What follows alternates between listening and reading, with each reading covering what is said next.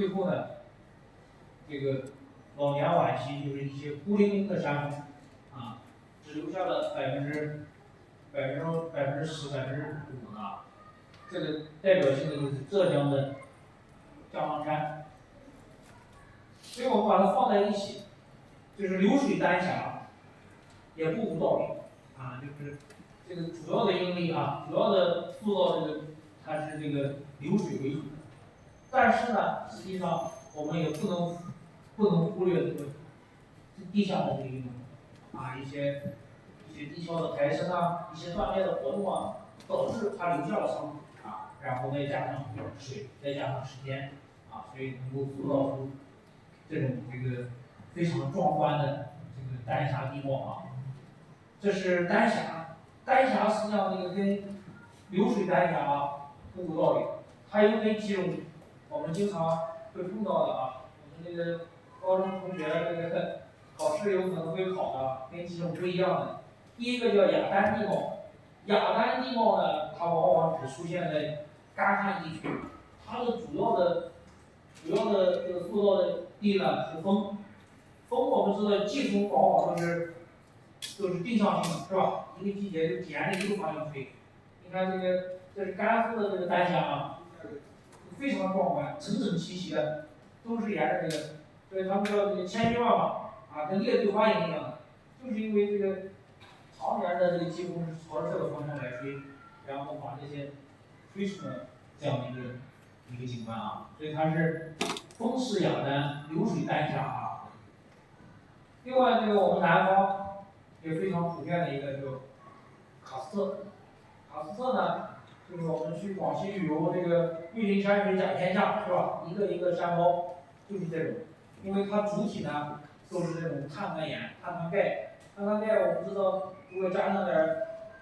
盐酸，加上点醋酸，它可能就溶解了，因为空气里面有点二碳，然后跟水结合，形成这个碳酸，把它溶解。溶解之后呢，又被这个流水带走了，剩下的就是这种。这个破坏在我们尤其是深圳还好啊，在广州这是很大的一个隐患啊，这个经常看到这个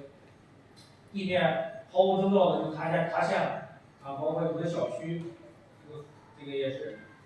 所以建房子要避免要选择这种碳酸盐的这种地基上，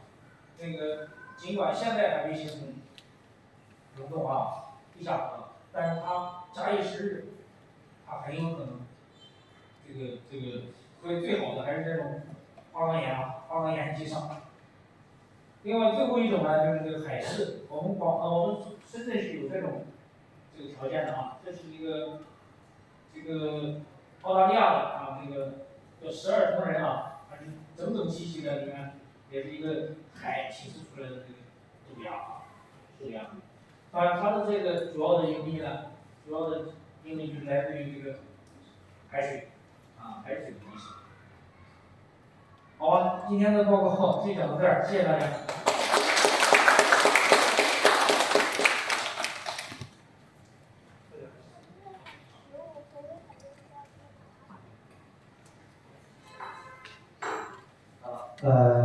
谢谢郑老师哈，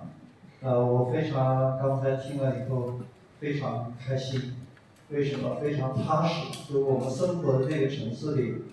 生活在一块坚硬的巨大的花岗岩上面，不会发生地震啊，这个是非常